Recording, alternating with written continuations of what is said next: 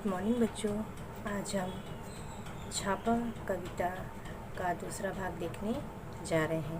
पहले भाग में हमने देखा कि अधिकारी कवि के घर में छापा डालने आए हैं और अधिकारी कभी सोने की मांग कर रहे हैं, तो कभी अर्थ की मांग कर रहे हैं, कभी नोट की मांग कर रहे हैं, कभी मुद्रा की मांग कर रहे हैं। इसी प्रकार कवि के घर में जो अधिकारी हैं किसी न किसी चीज़ों की मांग कर रहे हैं। तो चलिए हम इसके आगे का भाग पढ़ते हैं।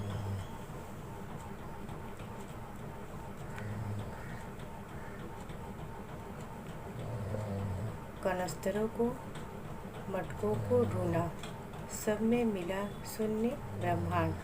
यहाँ बताया गया है कि जो अधिकारी हैं कवि के घर पे छापा डालने आए हैं और कभी कनस्तरों को देखते हैं, कभी पीने के पानी के जो मटके हैं उनको ढूंढा, सब में मिला शून्य ब्रह्मांड, सब उन्हें खाली मिला। देखकर मेरे घर का ऐसा अरण्य कांड। अब उनके घर में जो रिक्त स्थान था, खाली स्थान देखकर जो अधिकारी हैं वो उनका खिला हुआ चेहरा मुरझा गया। ये सारी चीज़ों को देखकर जो अधिकारी हैं उनका चेहरा एकदम मुरझा गया।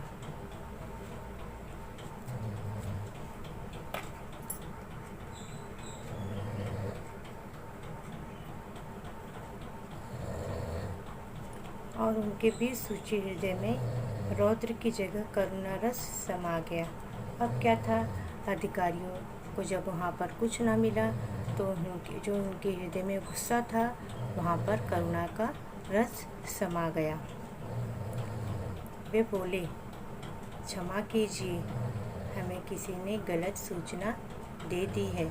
अब अधिकारी अपनी गलती पर क्षमा मांगते हैं कवि से और कहते हैं हमें क्षमा कीजिए। अपनी असफलता पर वह मन ही मन पछताने लगे। अब अधिकारी अपनी गलतियों पर पछताने लगे, सिर झुकाकर वापस जाने लगे और वह सिर झुकाकर जाने लगे।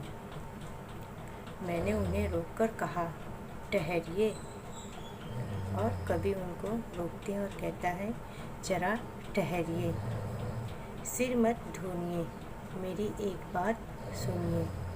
यहाँ जो कवि है वो कहते हैं आप अपना सिर मत झुकाइए, मेरी बात सुनिए। मेरे घर में अधिक धन होता तो आप ले जाते। यहाँ कवि कहते हैं कि अगर मेरे घर में अधिक धन होता तो आप ले जाते। अब जब मेरे घर में बिल्कुल धन नहीं है तो आप मुझे कुछ देकर क्यों नहीं जाते। यहाँ कवि कहते हैं कि जब मेरे घर में कुछ नहीं है तो आप जाते जाते मुझे कुछ देकर जाइए। जिनके घर में सोने चांदी के पलंग और सोफ़े हैं उन्हें आप निकलवा लेते हैं। यहाँ कवि कहते हैं कि जिनके घर में अगर सोने चांदी के पलंग होते हैं तो आप वहाँ से निकलवा लेते हैं। बहुत अच्छी बात है, निकलवा लीजिए।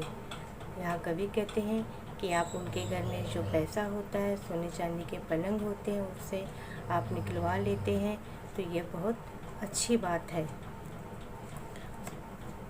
पर जिनके घर में बैठने की कुछ भी नहीं है उनके यहाँ कम से कम एक तख्त तो डलवा दीजिए।